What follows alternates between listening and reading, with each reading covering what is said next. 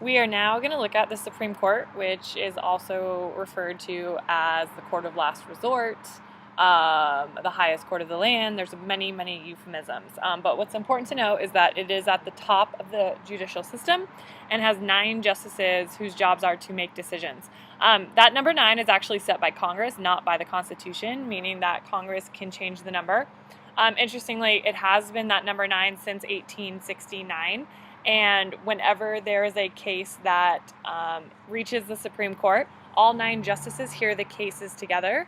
And the Supreme Court has both original and appellate jurisdiction. So some examples of cases that have original jurisdiction in the Supreme Court involve foreign diplomats or cases involving a state. These are actually the rarest type of case to make it to the Supreme Court. But for example, if California sues Oregon because we don't like that you guys are hippies. A case involving one state suing another would probably have jurisdiction in the Supreme Court. Original jurisdiction, that is.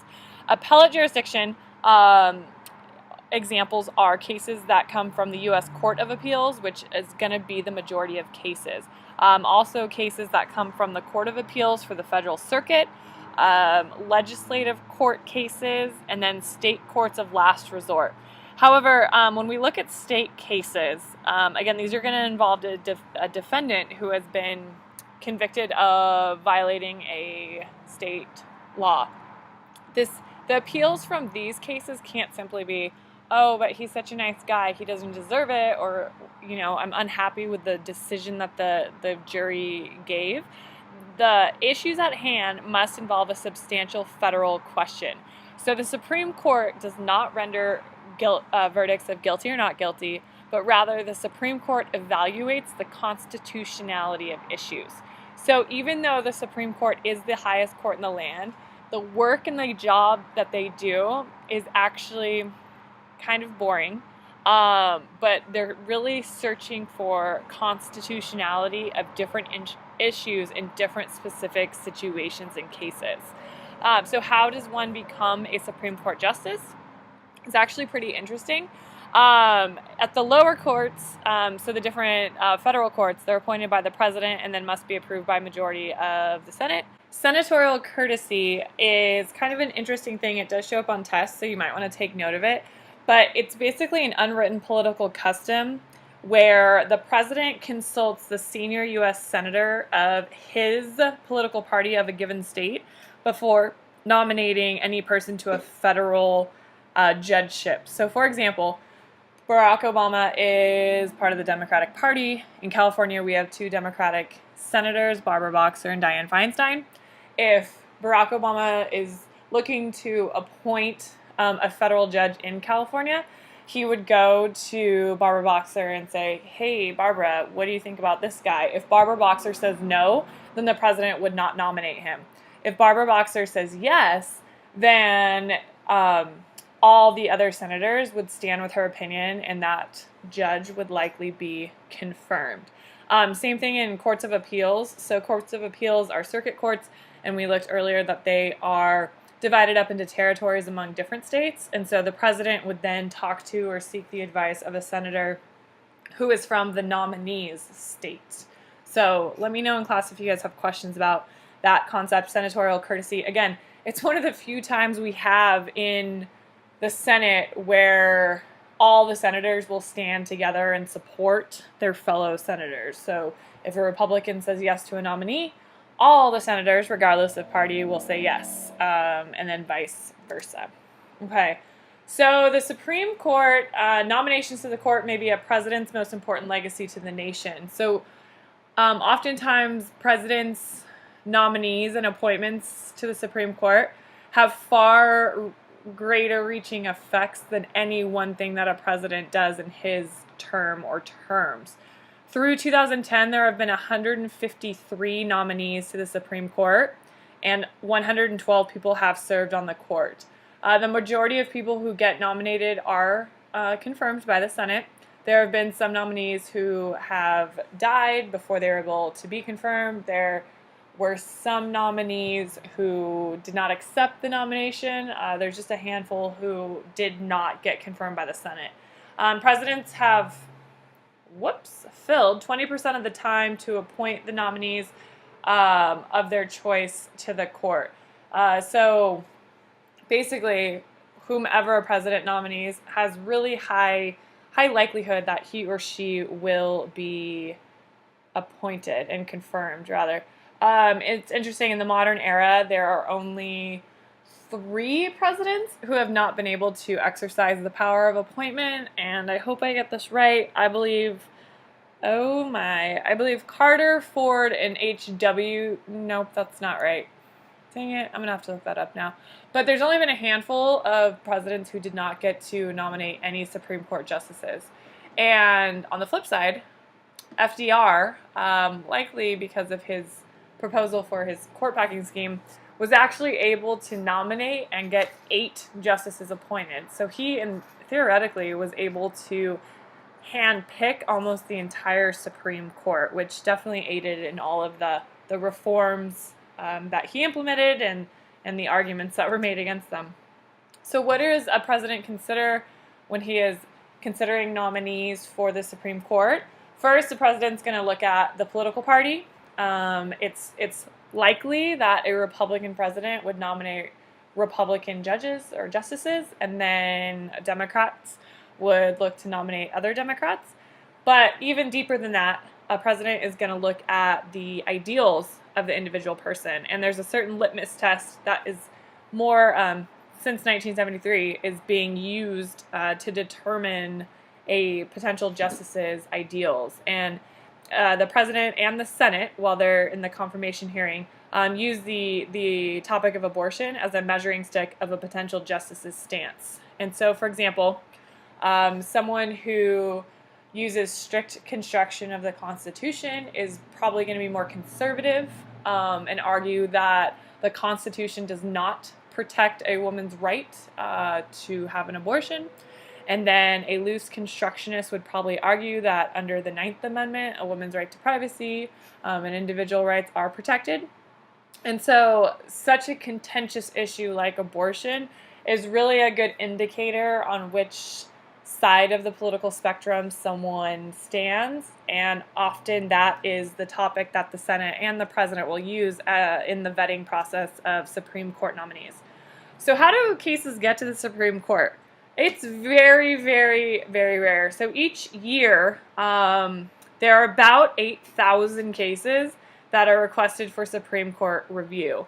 Of that, about 100, often fewer, actually are placed on the docket. So the odds of a case actually getting to be reviewed by the court are not very good. And there's a way that these different cases are reviewed. They're appealed in conferences with just the 9 justices. No one else is actually allowed to be a part of it. And there is the test that's the rule of 4.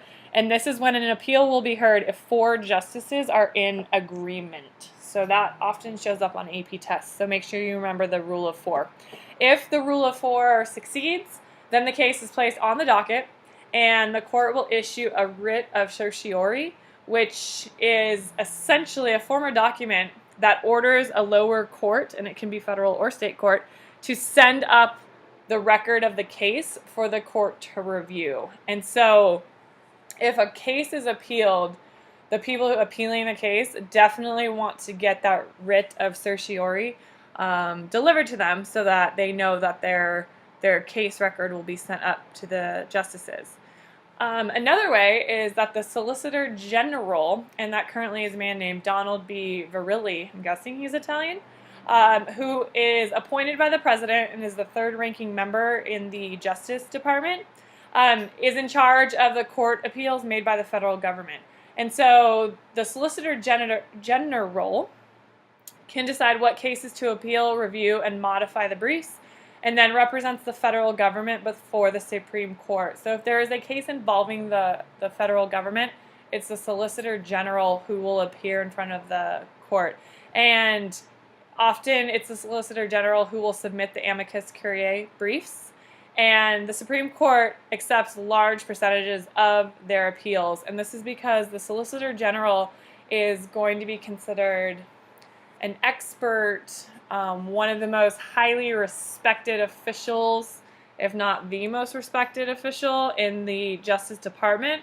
And so the Supreme Court often will review these briefs, and if the Solicitor General is presenting them, often they're taken with a lot more credibility and validity than if anyone else is presenting them.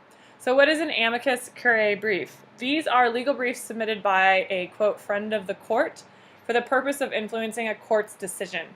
So a friend of the court is someone who is not directly involved in the original case. So for example, looking at a former case, the FCC versus Pacifica Foundation. Pacifica Foundation was a media company that owned a variety of radio stations.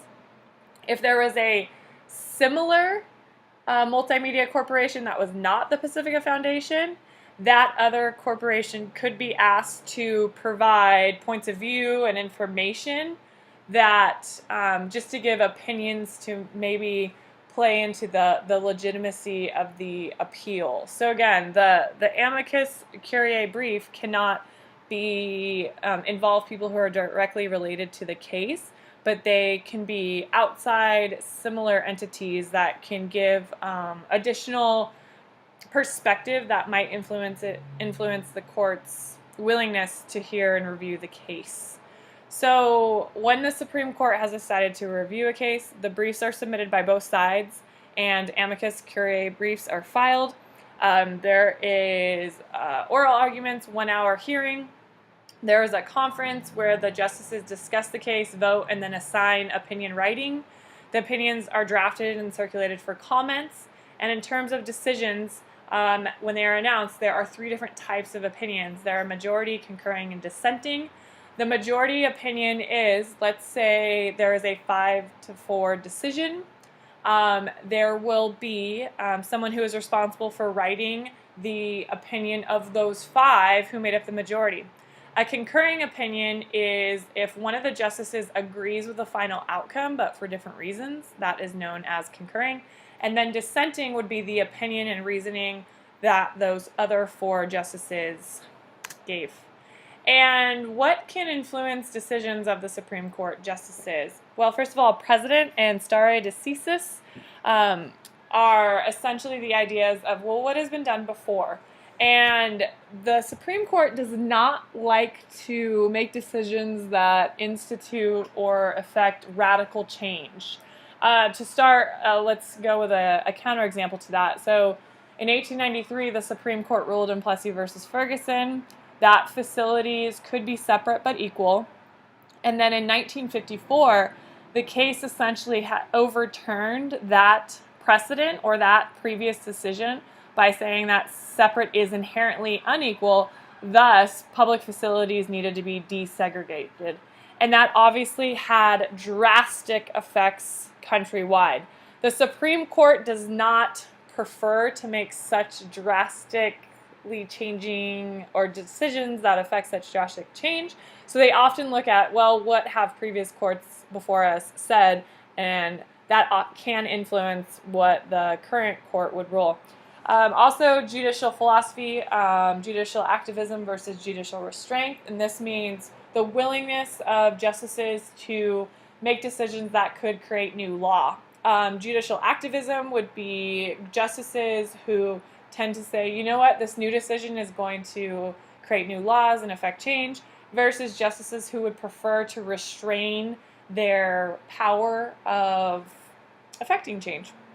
Congress and the president can also affect the decisions, and that is because the president is the one who nominates for vacated seats, and then the Senate confirms these nominations. And again, it's likely that a president is going to want to appoint someone who is politically like-minded or a member of his party, and then Congress has the power to confirm or reject the nomination. And lastly, public opinion.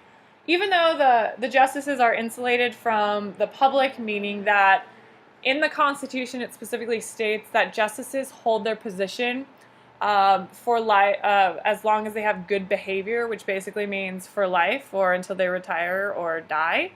And that's because this prohibits them or prevents them from getting kicked out of office, removed, fired for making an unpopular decision.